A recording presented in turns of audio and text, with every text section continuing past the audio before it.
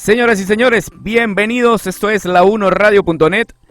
Queridos amigos, todos conectados a través de la corporación El Megáfono.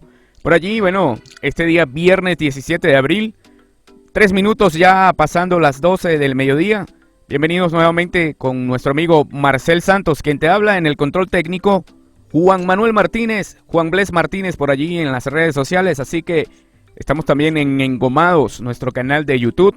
Bienvenido, Marcel. Hola Juan, qué bueno estar de nuevo en este Engomados del día de hoy.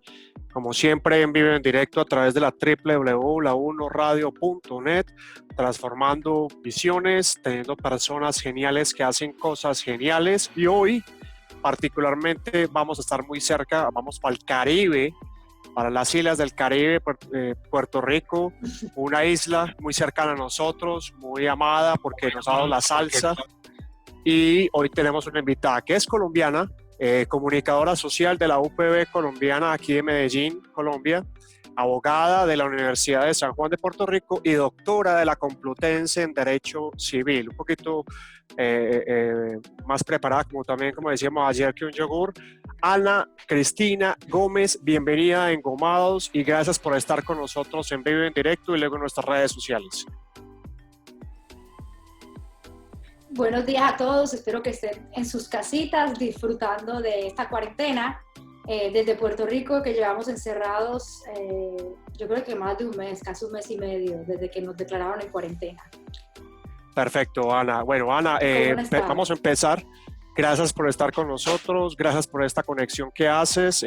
Queremos preguntarte inicialmente, cuéntanos un poco de tu profesión. Saliste de Medellín, eres comunicadora de la Universidad Pontificia Bolivariana y has llegado a diferentes lugares del mundo. Cuéntanos un poco quién eres tú en gran contexto.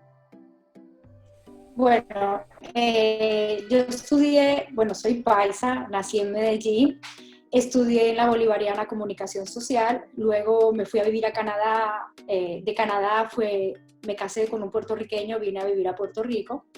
En Puerto Rico estudié Derecho en la Facultad de Derecho de la Universidad de Puerto Rico, donde ahora mismo trabajo ahí. Yo doy clase, soy profesora de la Universidad de Puerto Rico. Cuando me gradué de Derecho de la Universidad de Puerto Rico, porque en el sistema americano, que es el sistema que sigue Puerto Rico, cuando uno termina de estudiar una carrera es que puede acceder a Derecho. No puede acceder a Derecho si uno no tiene una carrera primero. No puedo entrar después de bachillerato, o sea que automáticamente no podría entrar. Entonces, una vez terminé mi carrera de Derecho aquí, fui a estudiar maestría a la Universidad Carlos III de Madrid y terminé mi doctorado en la Universidad Complutense para entonces regresar a Puerto Rico y establecerme aquí y dar clase, que es mi pasión, dar clase de Derecho. Excelente. Bueno, Juan, Ana Cristina pues es doctora, o sea que podemos decirle doctora a Ana Cristina Gómez. Tiene un recorrido bastante interesante. ¿Y por qué llegamos a Puerto Rico, mi estimado Juan? Estimados oyentes y quien nos ve a través de las redes sociales, Puerto Rico es una ciudad, es un país o es un estado más bien de la Confederación Norteamericana de Estados Unidos, pero particularmente ha pasado por huracanes, ha pasado por terremotos, ha tenido una situación económica muy crítica y Ana, a pesar de ser colombiana, se ha convertido, a pesar no, por ser colombiana, pero a la vez por todo su trabajo, se ha convertido en un referente de buscar ayudas y eso es lo que un poco Ana nos va a contar y vamos a ir yendo desde la situación actual de la pandemia, pero queremos que Ana nos ponga en contexto de toda esta cantidad de dificultades o oportunidades que ha tenido Puerto Rico y cómo entras tú en ese escenario del Congreso norteamericano y demás, Ana. Bueno, para empezar, la historia de Puerto Rico, como ustedes saben, es una historia de que siempre ha sido una colonia. Primero fue una colonia española hasta 1898, que después vino la invasión norteamericana y pasó de ser una colonia de España a ser una colonia de Estados Unidos. Las personas que nacen en Puerto Rico son ciudadanos de Estados Unidos, pero no tienen los mismos derechos que un ciudadano que nace o que vive en Estados Unidos. En Puerto Rico, las personas que vivimos en Puerto Rico no podemos votar para presidente, no podemos votar para ningún miembro del Congreso de los Estados Unidos, no tenemos derecho a voz y voto dentro del Congreso de Estados Unidos. Solamente nombramos a un funcionario que va y que habla, pero que no tiene que es más una figura simbólica que otra. La ventaja es que no pagamos los impuestos federales, que son significativamente altos, lo que hace que Puerto Rico sea, para efectos de Estados Unidos, como un país dentro de un país. Eso quiere decir como una especie de isla, como realmente somos. Por lo tanto, la gente que nace en Puerto Rico y se mueve para Estados Unidos sí puede votar para presidente si vive en uno de los 50 estados de Estados Unidos. Lo que hace que Puerto Rico, los ciudadanos que vivimos aquí, que somos casi 3 millones, o sea, los 3 millones y medio, tengamos poco poder político en la política de Estados Unidos, lo cual complica porque la mayor parte de las decisiones que se toman en Puerto Rico, económicas, sociales, políticas, todas se deciden en Estados Unidos, en el Congreso de Estados Unidos. Pero lo que en los últimos años ha ganado fuerza, y particularmente después de los huracanes y de los desastres naturales y económicos que hemos sufrido, ha sido que muchos ciudadanos se han movido para Estados Unidos, sobre todo a Florida, y Florida es uno de los estados que decide quién se convierte en presidente de Estados Unidos. Así que los puertorriqueños que viven en Florida en este momento están teniendo muchísimo poder político y de alguna forma han podido ayudar un poco a Puerto Rico, que está en una situación de mucha desventaja al respecto. O sea, hay una imposibilidad de alguna forma de poder tomar sus propias decisiones al respecto. Así que es una situación un poco complicada en ese sentido. Perfecto, bueno, bienvenida nuevamente a la 1radio.net. Por acá hay una pregunta. En este momento de la pandemia, ¿cómo te sientes y qué crees tú que se esté haciendo por toda la isla para tratar de salir con este problema de la pandemia? Bueno, el problema de la pandemia, como todos sabemos, es un problema mundial. Yo creo que desde la perspectiva es un problema que va a implicar que vamos a cambiar muchísimas de nuestras costumbres, particularmente nuestras costumbres de viaje, nuestras costumbres de consumo. Y lo digo no solamente por Puerto Rico, yo tengo muchísimos amigos en España que han fallecido, incluso algunos de ellos, porque es un problema que se ha salido de control en muchísimos lugares.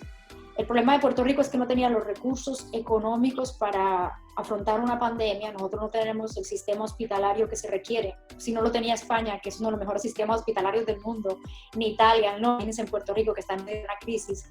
Así que la gobernadora de Puerto Rico, que parte de la historia de Puerto Rico interesante es que nosotros teníamos un gobernador, o sea, aquí había un gobernador en Puerto Rico, y en junio pasado la gente salió pacíficamente, masivamente a las calles. Más de 1 millón de personas en una marcha un día para que se fuera. Porque luego del huracán nos dimos cuenta que él había sido deshonesto con Puerto Rico porque había robado dinero, pero que además había utilizado la red, un chat privado que tenía para burlarse de lo que habíamos pasado los que vivíamos en Puerto Rico, algunos de ellos en situaciones terribles. Así que luego de que la población se dio cuenta de eso, salió masivamente a las calles, cerramos todo y durante más de una semana, casi 3 semanas, el país se paralizó pidiendo la renuncia del gobernador Ricardo Rosselló en ese caso, y no hubo ninguna otra alternativa. Él incluso hizo expresiones en la televisión de Estados Unidos, pero estaba la gente masivamente en las calles hasta que no tuvo ninguna otra alternativa que renunciar, porque no había ninguna forma de gobernar el país, porque nadie en ninguna institución obedecía. Incluso habían unos retos que se hacían por internet. El reto, aquí se utiliza poner la figura de la foto del gobernador en todas las oficinas de gobierno. Entonces el reto era quitar la foto del gobernador. Entonces todo el mundo iba y ponía retos, y el reto de no hacer esto, y el reto de hacer desobediencia civil. Y entonces con ese tipo de retos la gente se empoderó, y luego de una marcha masiva de 1 millón de personas, nosotros aquí vivimos 3 millones, así que fue una cosa impresionante. Para efectos del país sería una tercera parte del país que salió a marchar. Pudimos lograr que se fuera. Cuando se fue, vino luego de eso la gobernadora, en este caso que vino en reemplazo de él, que era el equivalente al ministro de Justicia. Y entonces ella, lo primero que hizo fue, luego de que empezaron los números de la pandemia a subir en Italia, ordenó el toque de queda y ordenó el cierre de todos los servicios que no fueran esenciales. Esenciales quieren decir lo que tenía fundamentalmente que ver con alimentos, la industria de alimentos, las oficinas de gobierno se quedaron muy pocas abiertas, los hospitales, pero todo lo demás, todo lo demás estaba cerrado, farmacias estaban abiertas, eso sí. Y tenemos un toque de queda desde las 7 de la noche hasta las 5 de la mañana del otro día y todo el mundo a sus casas. De un momento a otro, me imagino que así pasó en la mayor parte del mundo, nos despertamos que de haber dado clase en el salón de clase, como me pasó a mí, el día anterior con mis estudiantes hablando, al otro día no podía volverlos a ver y todo tenía que ser en un método electrónico. Así que ha sido un cambio muy fuerte, ha sido un proceso de aprendizaje en todo tipo de sentidos. Para mí como profesora, por ejemplo, universitaria, he tenido hasta que aprender a manejar programas de diseño, de edición, de videos. He tenido que educarme en cómo se educa por internet, cómo se evalúa. Ha sido una cosa supremamente interesante, porque quiero que sepan, ya hago hasta videos animados y todo, con presentaciones gráficas. He pasado de la era de los picapiedra en videos a hacer unos videos fabulosos por internet, pero ha sido parte del aprendizaje que hemos tenido en este sentido. Y otra de las lecciones que yo aprendí de este proceso es que incluso he aprendido a cocinar, lo que no logró ni el matrimonio ni la maternidad, lo ha logrado la cuarentena, porque ha sido un aprendizaje constante. Increíble. Estamos en vivo directo con Ana Cristina Gómez, doctora en Derecho Civil, comunicadora social, una colombiana que hoy habita Puerto Rico. Nos ha contado un poco el contexto. Ana, quisiéramos preguntarte, doctora Ana, esa sensación. Cuéntanos un poquito, porque sabemos que estuviste en el Congreso de los Estados Unidos liderando una iniciativa para reformular el sistema de la universidad donde trabajas y recoger un poco más de recursos. Cuéntanos un poco esos detalles, porque Engomados, pues hoy estamos en esta situación mundial, pero Engomados son personas geniales que hacen cosas geniales, y que una colombiana que habita Puerto Rico, que ya es ciudadana más que de Estados Unidos y de Puerto Rico, casi que del mundo, esté en el Congreso de los Estados Unidos siendo vocera. Cuéntanos esa experiencia para todos aquellos que nos escuchan y nos ven. Bueno, dentro del proceso que ha sufrido Puerto Rico, eso fue incluso antes del huracán, Puerto Rico ha sufrido un proceso que se llama un proceso de quiebra. O sea, quiere decir que el país se ha endeudado tanto que no ha podido pagar a sus acreedores, y el Congreso de Estados Unidos hizo una ley particular para que Puerto Rico se pudiese declarar en quiebra y no tuviese que pagarle a todo el mundo. Dentro de ese proceso se nombra a lo que es como una especie de síndico o de junta que controla todas las finanzas de Puerto Rico, que se llama la Junta de Control Fiscal.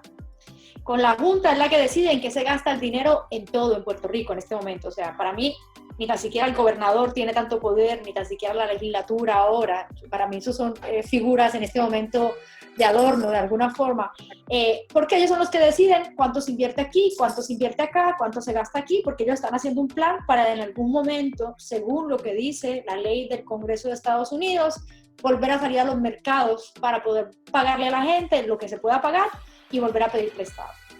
¿Qué fue lo que pasó? Yo trabajo en la Universidad de Puerto Rico hace ya 13 años, y entonces estaba dentro del comité que maneja el presupuesto de la universidad. La universidad ha sufrido, es la universidad pública de Puerto Rico, ha sufrido un recorte presupuestario de más o menos en 5 años, de la mitad de su presupuesto, pasando de tener de las aportaciones que le da el Estado $800 millones al año a tener solamente $400 millones al año. Lo cual es una situación bien difícil. Puerto Rico tiene una universidad de excelente calidad, está puesta en buenos rankings mundiales y está a un precio bien asequible. Es más, aquí es mucho más barato estudiar que en ningún estado de Estados Unidos, e incluso es mucho más barato estudiar aquí que en Colombia, porque es muy barato la universidad aquí. Entonces, cuando se hace ese corte significativo y dramático, pues yo estoy en el comité, yo redacto una enmienda a la ley de la quiebra que la redactó el Congreso de Estados Unidos, y la mando a un congresista en Estados Unidos pidiéndole que se enmiende la ley para que se declare la universidad servicio esencial. Si la universidad es servicio esencial, cuando hacen el recorte de todos los presupuestos del gobierno, la universidad se respeta o se mantiene porque se trata como un servicio esencial en la ley de quiebras. Lo próximo que yo recibo es una llamada del congresista. Yo nunca en la vida me imaginé que me fuera a llamar un congresista de Estados Unidos, tenemos una conversación telefónica, como de una hora y media, y me dice que él me va a hacer una invitación, que quiere que yo hable sobre la propuesta y los pros y los contras de la propuesta, y lo próximo que yo recibo es una carta con un subpoena. Un subpoena es una carta que te dice, tiene que ir al Congreso de los Estados Unidos a tal vista, en tal fecha. Si no viene ese día, la vamos a buscar con un alguacil para arrestarlo.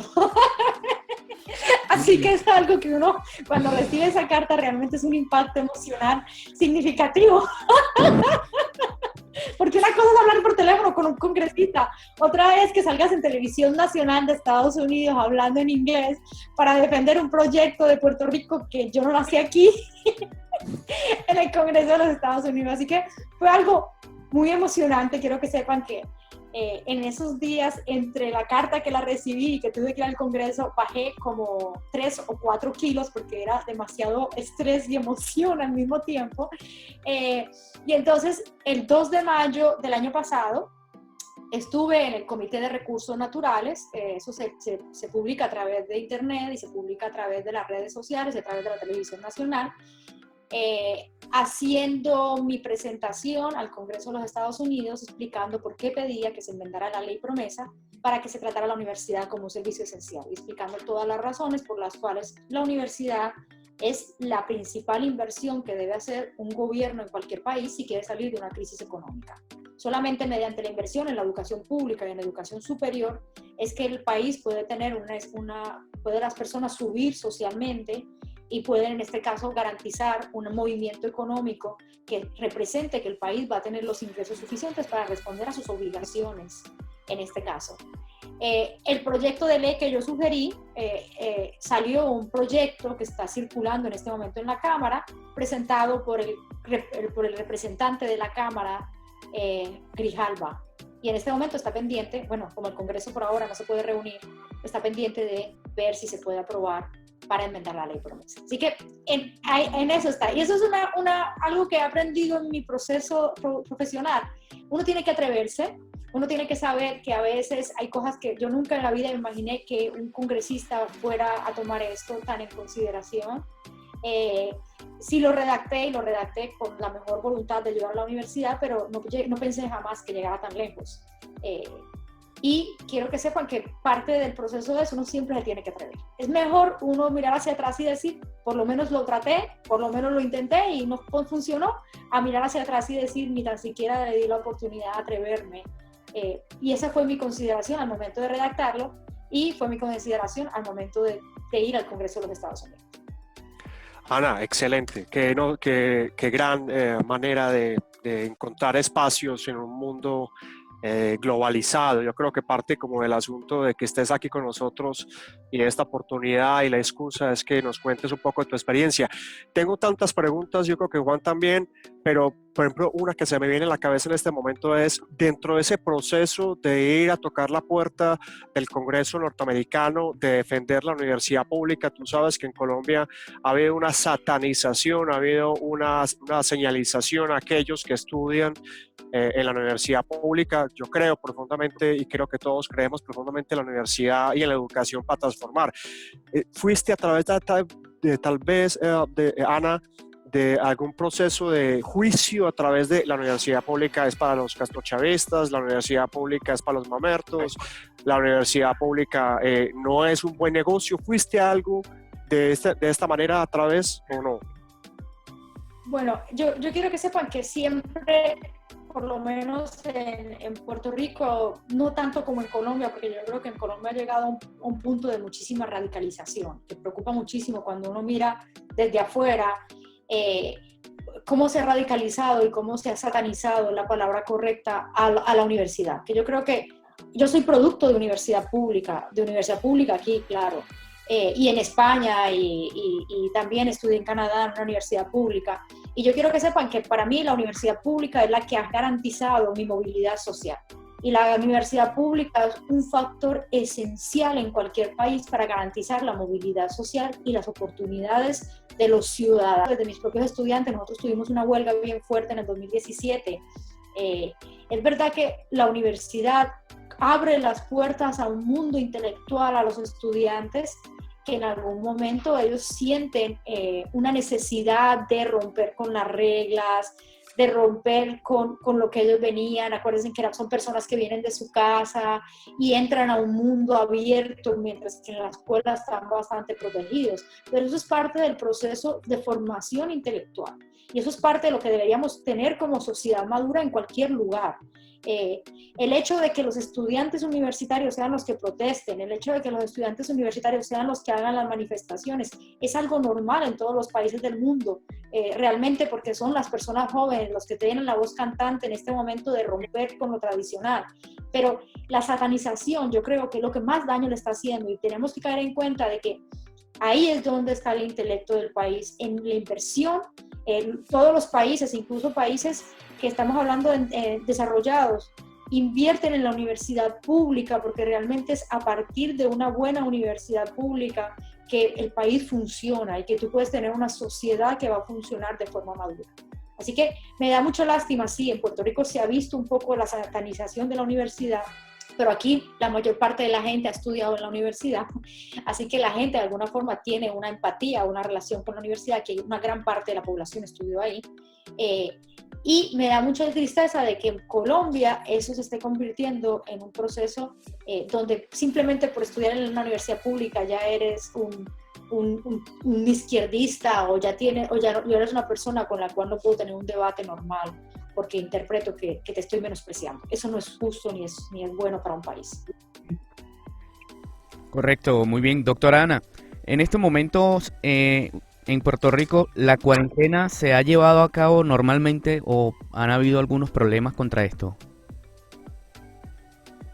Bueno, hemos tenido algunos problemas. Lo que pasa es que, como siempre, en todas partes, la gente a veces sale cuando no tiene que salir, la gente a veces hace cosas que no deberían hacer, pero eso es un proceso normal. Lo que pasa es que nosotros, como venía diciendo Marcel, nosotros sufrimos primero un huracán, y yo quiero que sepan que fue un huracán categoría 5 que destruyó gran parte de la isla, y nosotros tuvimos que vivir sin agua y sin luz, algunas partes incluso hasta 6 y 8 meses. O sea que nosotros tuvimos entre el 2017 y el 2018 una prueba bien fuerte de lo que significó vivir fuera de servicios incluso esenciales. Yo vivo en la mitad de San Juan, en la parte más urbana de la ciudad, y a mí me llegó la luz en diciembre, el huracán vino en septiembre, o sea que yo estuve 3 meses sin luz. Y aprendimos a vivir con eso, porque una de las cosas que uno aprende como ser humano es a vivir con lo que haya. Entre diciembre y enero pasado sufrimos una serie de terremotos que sacudieron toda la isla y que afectaron particularmente al sur, y tuvimos también que aprender a vivir con un proceso distinto. Entonces, en este sentido, de pronto, somos una sociedad que particularmente hemos ya vivido varios procesos de educación dolorosa y tenemos una cultura un poco más clara en cuanto a eso, pero no es porque seamos más cultos, no, es porque hemos vivido procesos súper dolorosos y nos ha tocado vivir con eso. Nosotros sabemos que nuestros hospitales, por la experiencia de los huracanes, no van a soportar la carga de muchísimos pacientes como son los hospitales de Francia, España e Italia. Así que la gente se está cuidando porque sabe que si sale van a enfermar a su abuelo, van a enfermar a su tío o van a enfermar a un familiar cercano, y que no van a tener la respuesta en un hospital que pueda brindar en este caso salud o que pueda garantizar la vida de esas personas. Así que sí hemos tenido procesos, igual que todo el mundo hemos sufrido en nuestras casas.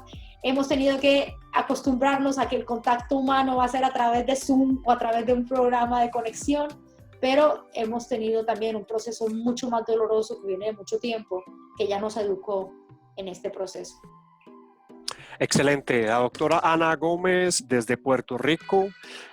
Ana, ya llegando a la recta final de nuestro programa del día de hoy, Engomados del día de hoy, agradeciendo muchísimo que esté con nosotros en vivo y en directo y luego en nuestras redes sociales. Ana, ha habido como una sensación en los últimos años, probablemente desde el 2018, 2019, en todo el asunto de recuperar esa dignidad latinoamericana, residente, alguien que respeto bastante desde el punto de vista musical y desde el punto de vista incluso político y activista. Estuvo muy vinculado en el movimiento para desplazar al antiguo gobernador. En Colombia se está viendo algo así y sabemos la difícil situación de Venezuela. Juan es venezolano y sabemos que Venezuela está viviendo una situación muy difícil. Yo creo que Latinoamérica entero está haciéndolo. Tú como colombiana, tú como paisa, que has viajado por el mundo, que te has educado, que has estado inmersa en la sociedad del primer mundo, y lo digo con todo respeto, sin exageración, y ella sabe que es así. ¿Qué recomendación le das a todos los que nos escuchan y nos ven en este Engomados, que una persona como tú, que viene de una clase media trabajadora antioqueña, haya trascendido lo que haya trascendido? ¿Qué recomendación le das y qué mensaje le das? Si quieres usar la pandemia bárbaro, si quieres usar la experiencia de huracán genial de Puerto Rico, perdón, o lo que quieras usar en general para mandar un mensaje, porque este es el gran sustento de Engomados. Ok, mi mensaje es fundamentalmente, y no solamente hablo por mi experiencia profesional y por la experiencia que tuve con el huracán, con la pandemia, siempre mi experiencia ha sido, primero, 100% en la actitud que tú asumas ante todo lo que se te enfrenta en la vida, fundamentalmente va a permitirte avanzar o quedarte estancado en un punto en tu vida, o sea. Y mi segunda recomendación, de las cosas que yo he atendido, incluso trabajar en la Universidad de Puerto Rico era un reto bien grande porque todos eran puertorriqueños. Yo soy la primera extranjera que trabaja dentro de la Escuela de Derecho. Hay que atreverse. Nosotros como colombianos hemos aprendido a vivir en situaciones también bien críticas, situaciones de guerra, situaciones económicas. Somos una sociedad extremadamente creativa. Yo creo que donde yo voy, siempre los colombianos nos destacamos por una extremada creatividad, y yo creo que eso es algo que tenemos que explotar y que tenemos que darnos cuenta que la barrera a veces está en uno mismo, que tenemos que lanzarnos, que tenemos que ser atrevidos, que tenemos que no poner barreras nosotros mismos que a veces no pueden existir. Cuando yo iba al Congreso de Estados Unidos, yo tocaba la puerta de los congresistas y me pareció súper curioso. El congresista te abre la puerta y tú le pides una cita, sí, con mucho gusto. La gente tiene a veces unas barreras porque uno puede pensar que en el Congreso de Estados Unidos tú no puedes ir y tocar la puerta y te va a salir un congresista. Pues no, toca la puerta y a veces te sale un congresista y te atiende. Así que, en parte, el aprendizaje que yo he tenido es que hay que arriesgarse, que hay que hacer lo que uno sueña y lo que uno cree, siempre, claro, tratando de respetar a los demás y al medio ambiente en la medida de lo posible, pero hay que hacer las cosas. No podemos quedarnos en planes, no podemos quedarnos en frustraciones, no podemos quedarnos pensando si hubiera pasado. Hay que hacer lo que se pueda. Y, como les dije anteriormente, es mejor mirar hacia atrás y decir, bueno, lo hice y no funcionó, lo hice y no pasó, a mirar hacia atrás y decir, no lo pude hacer, no fui capaz de hacerlo. Así que esa es mi recomendación fundamental de todas las experiencias que he recogido en este sentido, incluso experiencias tan dramáticas como es un huracán o experiencias tan dramáticas como es la pandemia. He aprendido muchísimo, como les digo, yo ahora estoy aprendiendo a hacer videos por internet, a editar, a hacer contenidos virtuales, a hacer unas clases más creativas. Siempre todo es una oportunidad al respecto. Así que esa es mi recomendación. Excelente. La doctora Ana Gómez desde Puerto Rico. Bueno, lamentablemente, queridos amigos, ya se nos acabó el tiempo por este día. Hasta acá hemos llegado con el engomado del día de hoy.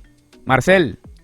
Juan, muy contento de tener esta oportunidad, no solamente como paisa, como colombiana, sino como latinoamericana, que esté inmersa en una cultura foránea o extranjera y que haya sido capaz de desarrollar su talento personal. Es una mujer. No crean que viene de familia acaudalada, no crean que ha tenido las mismas o menos oportunidades que cualquiera. Ella simplemente desarrolló una capacidad de, una palabra famosa, resiliencia, de ir a través de superarse. Muy agradecido con la doctora Ana Gómez desde Puerto Rico, agradeciendo profundamente cómo la superación, como el conocimiento, como la educación pública, amigos y amigas, es una herramienta para desarrollar una sociedad. No satanizar, no catalogar, no generar juicios, y por encima de todo, creo que recogemos que esta sigue siendo una oportunidad. Puerto Rico ha pasado por más cosas, así como Colombia lo ha pasado y lo sigue sucediendo, y Venezuela y otros países de Latinoamérica y del mundo. están recogiendo grandes experiencias de sus catástrofes y las convierten en oportunidades. Doctora Ana Gómez, mil gracias por estar en este Engomados. Espero que este mensaje de ella haya llegado a más fronteras, haya roto esquemas y seas un ejemplo en este Engomados del día de hoy, Ana. Gracias por todo. Gracias, cuídense. Hasta luego, en sus casas.